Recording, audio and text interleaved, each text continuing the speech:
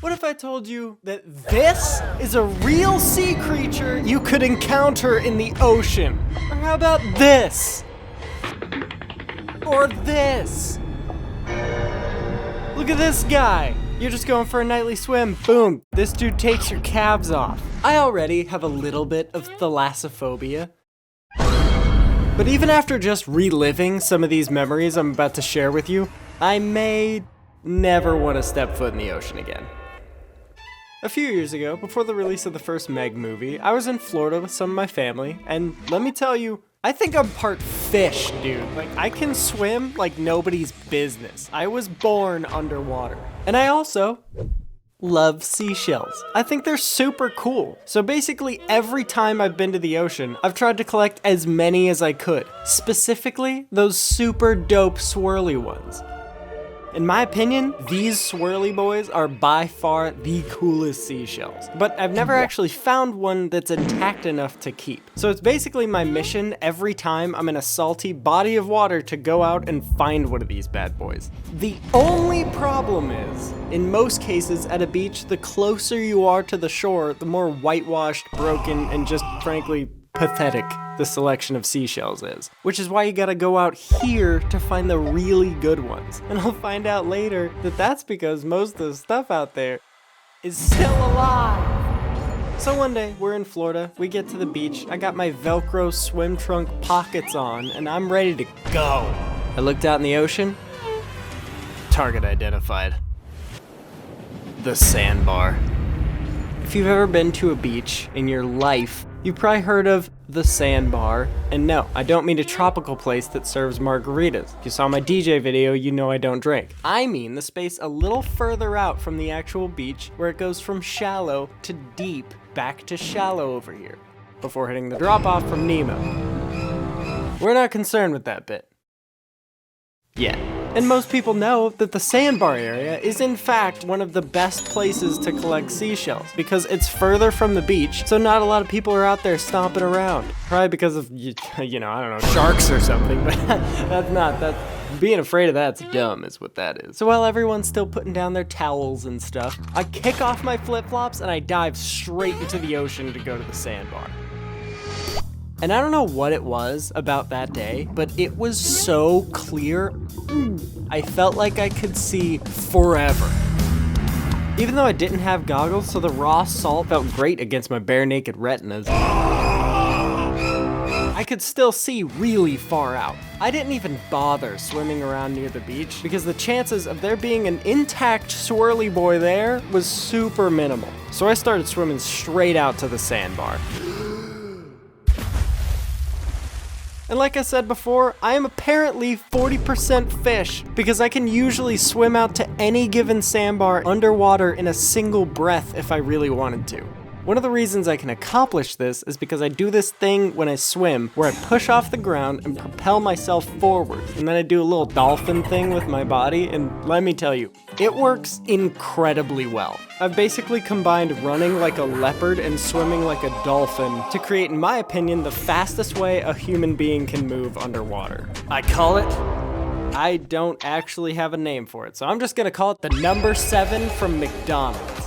So I'm doing the number 7, right? And I am flying through the water. I was going so ridiculously fast, I bet all the marine life was freaking out. Yeah, man, so I called her up, it was her birthday, so I wanted to celebrate with her, but she doesn't want to. Like, you know Michelle, she's a hermit. Yeah. I'm not being racist or anything, that's just, that's just what she is. That's just what she is. And I don't want to be pushy either, because, I'll see her later at the office, and I don't want that to be weird. We work at the same Shell Corporation. Yeah. So, I don't know, man, I just called the taxi cab to, get a few of our friends together for a little shindig, nothing crazy. Yeah. Music is playing, I'm doing the sidewalk. For sure. And I notice Shelly giving me the fisheye. Whoa. And I'm like, what the bank did I do, man? Yeah. Like, why is she getting all crabby on me all of a sudden? Ugh. I know she has more of a sophisticated taste in dudes, but, I'm out here, I pulled a muscle doing the sidewalk. No, for sure. Trying to get her celebration cracking, and, I just think she's a little shellfish for always thinking it's about her. Oh, whoa, dude, check out that guy. He's swimming so fast. Man, good for him. Anyway, thanks for listening, dude. I really appreciate it. Yeah, of course, man. Look, I always tell people when crab like this happens... Finally, I made it out to the sandbar, and I immediately start looking as hard as I can for a swirly boy. I dig with my hand into the sand, but all I can find every time was sand dollars. And they're alive, too, so I can't even keep them. I'm looking around for like 20 minutes. Nothing. I'm just about to give up. I dig my hands in the sand one last time, and I felt something. Like a swirly texture. I pulled it out, and it's the smallest, most pathetic baby swirly boy I have ever seen. I mean, it's still cool, but like, I'm looking for something I can use as a trumpet, you know what I'm saying? So I'm swimming around, I'm about to give up, but what I don't realize is that I've drifted quite a ways out. I'm accidentally swimming into the open ocean while the rest of my family is just tanning, cooking like some rotisseries, so it's just me out there. I was getting uncomfortably close to the drop-off. And right then, I saw it. It was at this moment that I realized I was maybe getting a little too far out, because all I saw was the ocean dropping off from the sandbar and a rope floating into the foggy distance so far that I lost sight of it.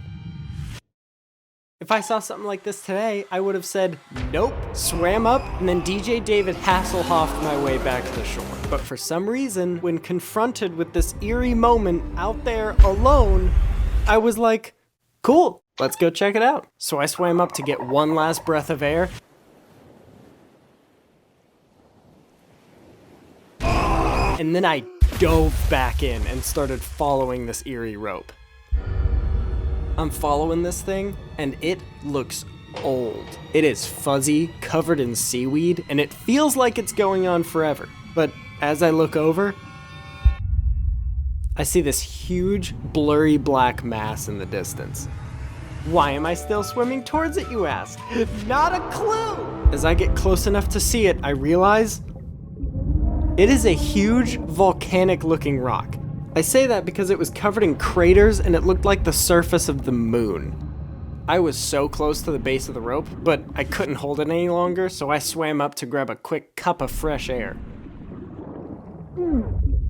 I was so focused on following the rope that I didn't even realize how deep it had gotten. But I am running out of breath quick, so I just kept swimming and swimming and swimming. The surface was so far away, but finally, my lungs filled with joy, and I looked around,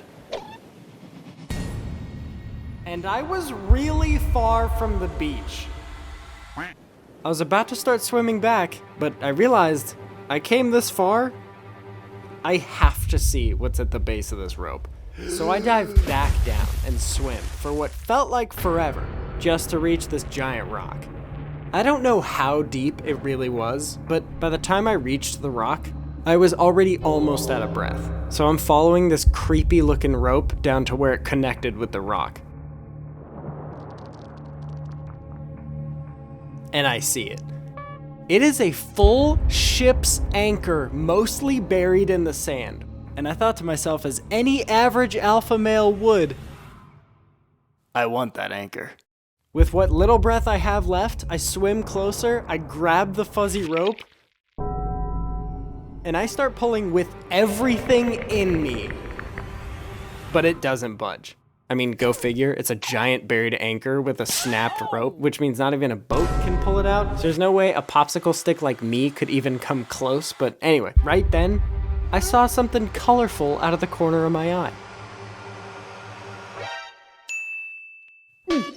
Dude, oh my gosh, it's a swirly boy. I freak out and I start swimming towards it as fast as I can. I get to the crater, I look in, and there's a bunch of them. I am freaking out and completely out of breath. So I grab the one I saw and I launch myself up to start the long trek to the surface. Finally, when I get there, I pull it out of the water and it is a beauty. It's got no chips or cracks in it, and it is a bright, beautiful sunset pink, which is a really manly color. But it's like the perfect swirly shell. And when I was down there, I saw a ton more in that crater. So I put it in my Velcro pocket, I take another deep breath, and I dive straight back down to check out the rest. As I get back down to the same divot, I looked around and I noticed almost every single crater in this volcanic rock is chock full of these swirly boys, and I can't believe it. So I just start grabbing as many as I can and putting them in my pockets. I'm going back up to get air, I'm coming back down and checking every single crater, filling my Velcro pockets to the brim, thinking I am never gonna need to find another swirly seashell after this. I am grabbing so many. I got big ones, small ones, tiny ones. I'm putting them in my regular pockets, and even the one weird back pocket that swim trunks usually have. Like, I've always wondered what the purpose is for that one, but now I know, and I'm not even complaining at this point, because I'm using every space I can get to hold on to these shells. Every time I go up for air, it gets harder and harder, because all of these shells are surprisingly heavy for some reason, and I'm stuffing so many of them into my pockets, which makes it even harder to swim the long trek back to the surface so I can breathe. While I'm in a crater collecting a few more, I look over, and I see it.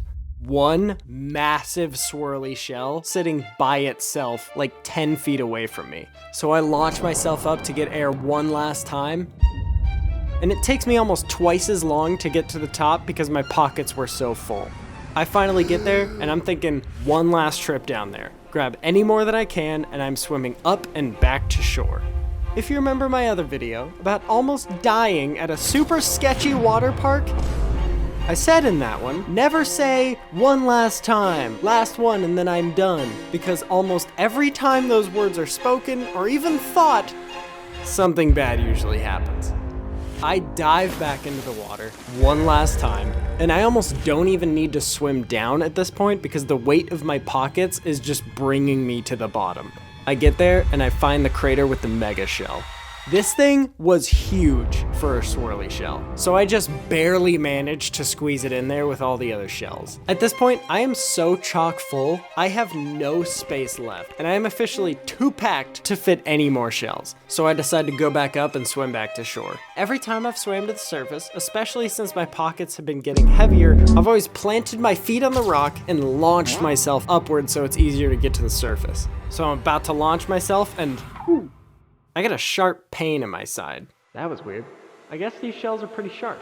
I get set to jump again, and this one hurts so bad that I lose my footing. So I dig into my pocket to pull out what's hurting me so much, and something latches onto my finger. I yank my hand out of the pocket, and one of the shells starts sinking away from me. I still don't have goggles on and my eyes are blurry, so I get closer as it's sinking to inspect it, and as it comes into focus,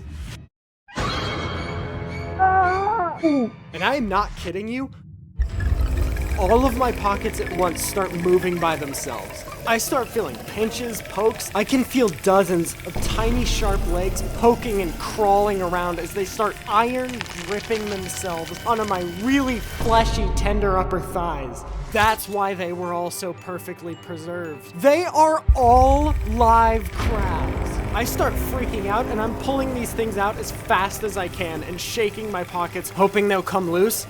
And I remembered something. I turn to my other side where I put the giant shell.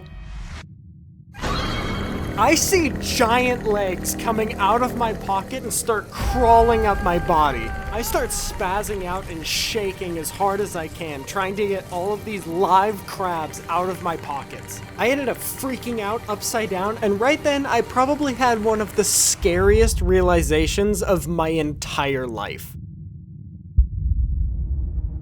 If I'm so far out in the ocean, I just found an undisturbed live colony of crabs. Who knows what else is out there? I panicked and swam frantically to the surface and gasped for air. And I started swimming as fast as I can towards the shore.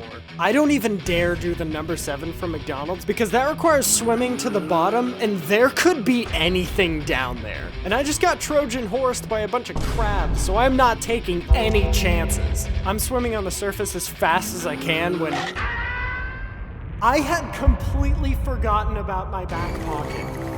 They start pinching the crap out of my tender cheeks, so I flip upside down, start emptying it out as fast as possible. I have to double check that literally everything is out of my pockets, and then I am gone, man. I finally washed up onto the shore, and I never really understood tanning, but after that, I did not want to go back in the water.